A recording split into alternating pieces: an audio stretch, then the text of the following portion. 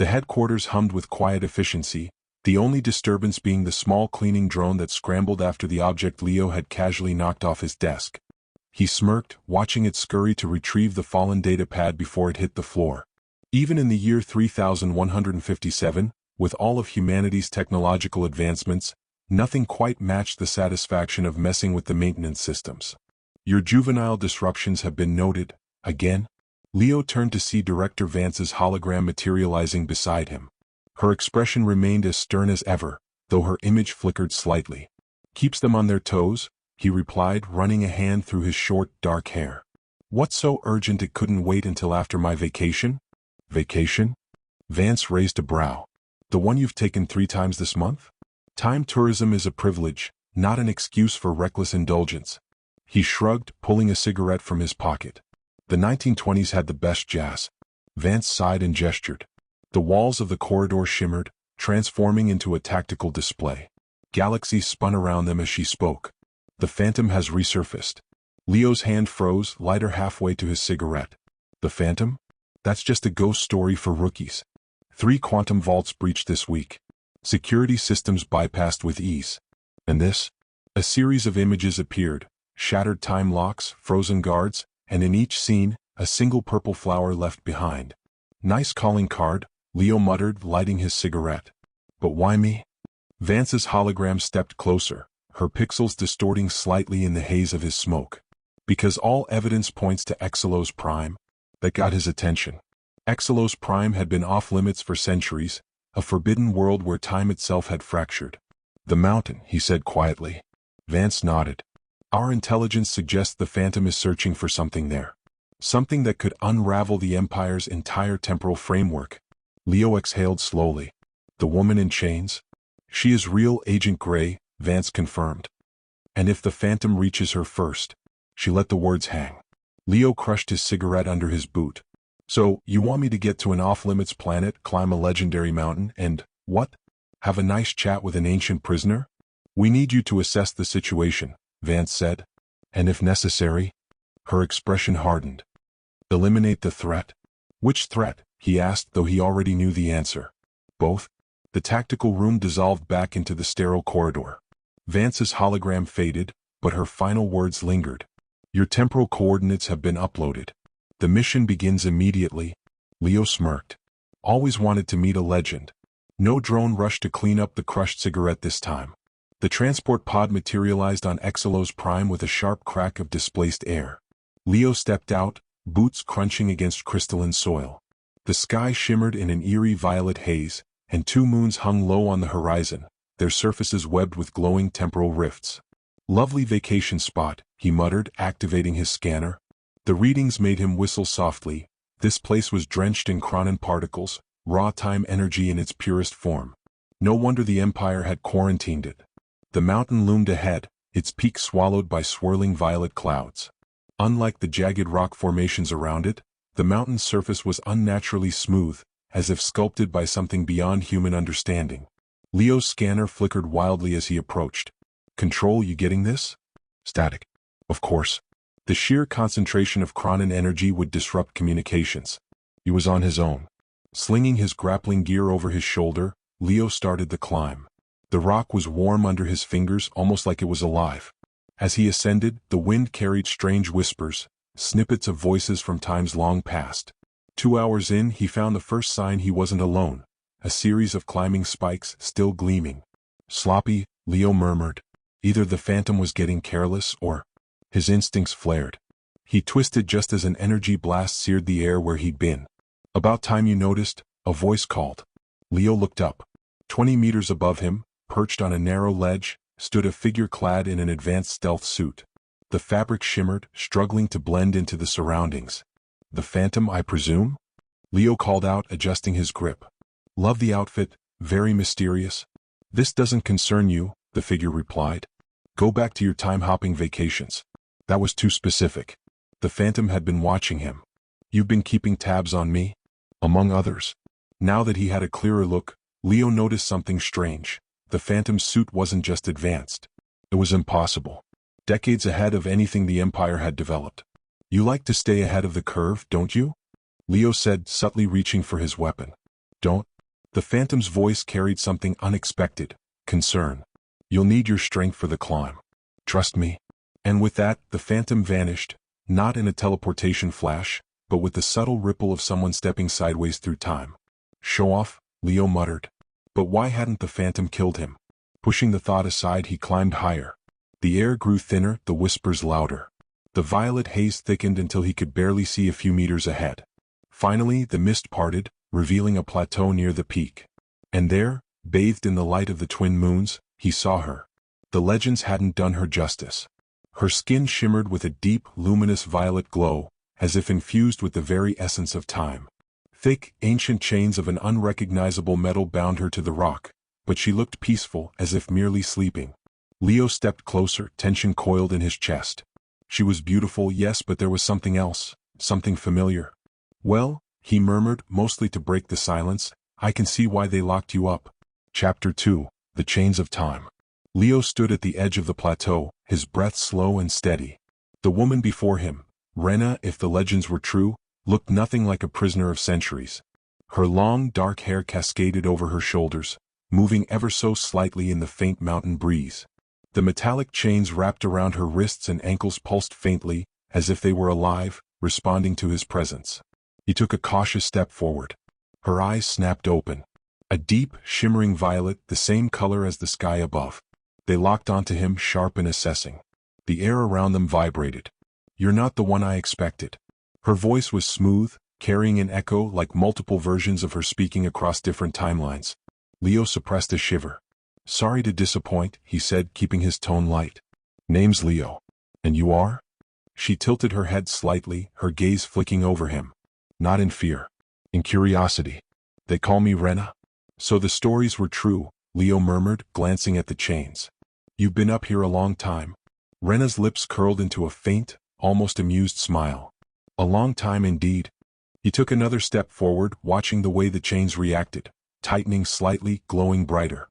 His scanner buzzed at his wrist, struggling to process the sheer energy radiating from them. You're bound to this place. Renna exhaled slowly. I was sealed here to protect time itself. To prevent those who would abuse its power. Her gaze darkened. Yet here you stand, an agent of the Empire, the very people who imprisoned me. Leo rubbed the back of his neck. Technically, I'm just here to figure out what's going on. Maybe stop a lunatic from rewriting history. Renna studied him again, this time with something close to intrigue. You do not trust the Empire? He hesitated. Let's just say I have my doubts about their version of history. The wind picked up, swirling the violet mist around them. You are not alone, Renna said suddenly. Leo's pulse quickened. She wasn't talking about herself. He turned just in time to see the phantom step out of the haze, standing only a few meters away. This time, the stealth suit remained visible, its sleek black design seeming to shift with the air. Didn't take you for the type to wait in the shadows, Leo called out. The phantom didn't respond immediately. Their gaze was fixed on Renna. So, they murmured, the legend is awake. Renna didn't move, but Leo felt the change in the air, something unseen coiling, preparing. You are the one who has been searching for me, she said, her voice carrying weight. Why? The phantom finally turned to Leo. Do you have any idea what she is? Leo shrugged. Ancient prisoner, protector of time, maybe a little cranky from being chained up for a few centuries. That about cover it? The phantom sighed. She's not just a prisoner. She is time. Leo's smirk faded. Come again? Renna's eyes glowed faintly. He is not wrong. The phantom took a slow step closer. She's the anchor. The reason time moves the way it does. If she's freed, the timeline collapses. Renna finished for them. Leo took a half step back. Okay. That's definitely something you should have led with. The phantom's stance shifted, tense. I wasn't planning to free her. Just, understand? Leo narrowed his eyes. That why you shot at me earlier? The phantom's voice was flat. I missed on purpose. Leo was about to fire back a retort when Renna spoke again, quieter this time. It does not matter. They both looked at her. The chains are weakening. A deep, reverberating crack echoed through the mountain. The chains pulsed brighter and the ground trembled beneath them. Leo swore under his breath. Tell me that's normal. Renna closed her eyes, listening to something neither of them could hear. When she opened them again, there was no amusement, no curiosity, only certainty. The cycle is ending. I am waking. Another crack. The chains began to unravel, dissolving into golden strands of energy. Leo barely had time to react before his scanner blared in warning. Something was happening to time itself. And none of them were ready for it. Chapter 3. Unraveling Time. Leo barely had time to brace before the mountain beneath him lurched. A wave of golden energy pulsed outward from Renna's chains, distorting the air like heat rising from pavement. His scanner went berserk, flashing red warnings in rapid succession. The phantom stumbled back, one hand gripping their wrist console. "This isn't just a temporal shift," they muttered. "She's destabilizing everything." Leo clenched his jaw. "Yeah, I noticed." Renna remained unervingly calm. The golden strands that had once bound her now drifted through the air, shimmering like dying embers.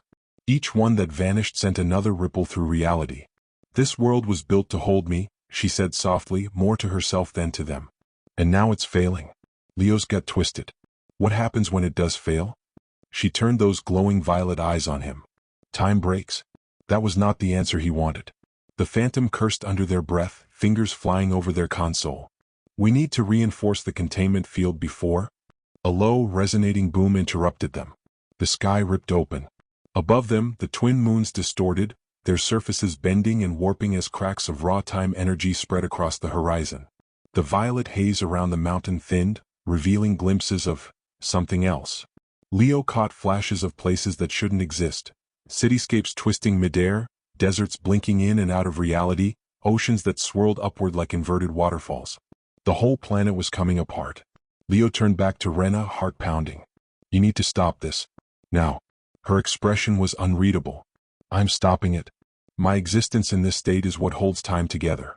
The moment these chains dissolve completely..." Leo understood. She wasn't breaking time. Time was breaking because she was waking up. The phantom seemed to reach the same conclusion. They straightened, their usual cold detachment slipping just slightly. "Then we need to contain her before it's too late." Leo frowned. "Contain her? You mean rechain her?" "It's the only way," the phantom snapped. "The Empire knew this. That's why they locked her here in the first place." Leo turned to Renna. She didn't argue. She didn't fight. She just watched him. And in that moment he knew she had never been given a choice. His fists clenched. "You've been trapped here for centuries, and now that she's finally waking up, you want to put her back in a cage? If we don't, reality collapses. Maybe reality was built wrong."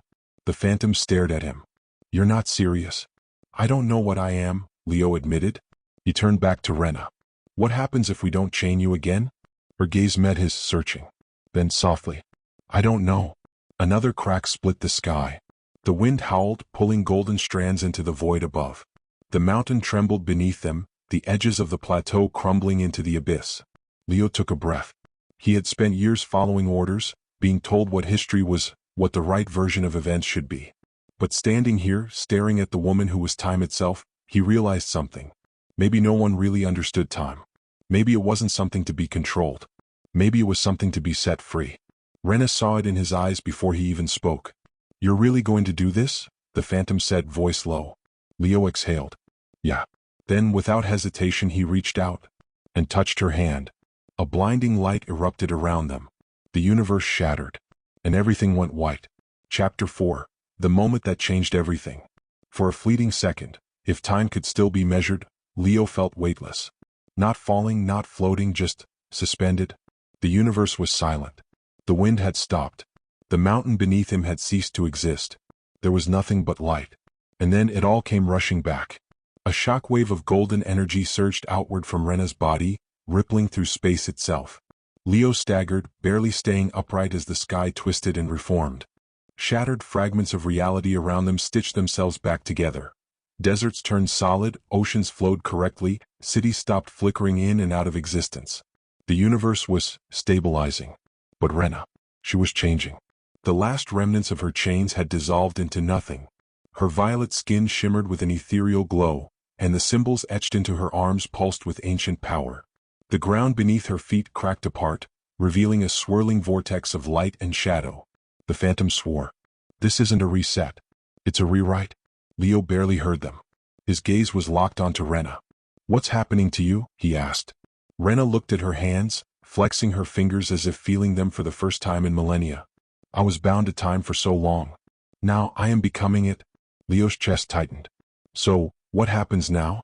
She smiled, but there was sadness in it. I am free. And because of that, time is free too. The Phantom's voice was sharp. You mean unbound? They turned to Leo, eyes cold. You've just removed the only anchor holding time together. Do you understand what you've done? Leo did. And yet, maybe time was never meant to be anchored, he said. Renna stepped toward him, her movements impossibly fluid, as if she was no longer constrained by the rules of space. She reached up, resting a cool hand against his cheek. Thank you, Leo. His heart pounded. Renna? But before he could say another word, she leaned in, pressing a whisper-soft kiss against his forehead. A warmth unlike anything he had ever felt spread through him. A deep knowing. Then she stepped back. And time itself folded. Renna dissolved into golden light, her form unraveling like the final thread of an ancient tapestry. Her energy spread outward, weaving into the fabric of the universe. The sky brightened, the twin moons aligning perfectly overhead. Leo exhaled. She was everywhere now. Not trapped. Not bound. But free. The Phantom let out a breath, their usual controlled demeanor cracking just slightly. Time is shifting. The Empire will notice. Leo turned away from the horizon and met their gaze. Let them. For the first time, the Phantom didn't argue. They just nodded. The mountain beneath them began to tremble. It was no longer needed. The prison was gone. Leo pulled his grappling hook from his belt. We should probably get off this thing before it stops existing. The Phantom smirked. Good plan. Together, they leapt into the unknown, just as the mountain crumbled behind them. And time moved forward, unchained at last. Chapter 5. The Echoes of Time. Years had passed since the day Renna was freed. The universe had not unraveled. It had changed. Leo sat at the edge of a floating platform on a planet that hadn't existed before. The sky above him shimmered with golden currents, ribbons of energy that wove through space like the remnants of an ancient melody. Time was no longer a rigid, carefully controlled structure dictated by the Empire. It flowed now, unpredictable and alive, like a river carving new paths through reality. He exhaled, watching the twin moons shift in the sky. Still brooding black? Leo smirked before even turning around. He knew that voice. The Phantom stood a few feet away, their stealth suit modified, sleeker, less militant, built for movement rather than war. They had changed too. After Renna's release, the Empire's grasp on history had fractured. Time agents became obsolete. The Phantom had walked away from it all. So had Leo. Not brooding, he said. Thinking. Same thing, they quipped, stepping closer. And what are you thinking about? He glanced at his wrist console. Its readings flickered strangely, numbers shifting in ways they shouldn't. Time was still unpredictable, still reshaping itself in small ways. Sometimes cities vanished and reappeared in different eras. Sometimes memories overlapped, two versions of history existing at once. People adapted. The universe adjusted. I keep wondering if she's still out there, Leo admitted. If she is time, then maybe she still exists in some way. Maybe she's watching. The Phantom was quiet for a moment. Then, softer than usual, you miss her. Leo let out a breath. Yeah. The wind stirred, carrying a faint shimmer of golden light across the platform. For just a second, he thought he saw a figure in the sky, violet skin, glowing eyes, watching from beyond the veil of time itself. Then it was gone. Leo smiled to himself. Yeah, he whispered. She's still out there. And time kept moving forward. The end.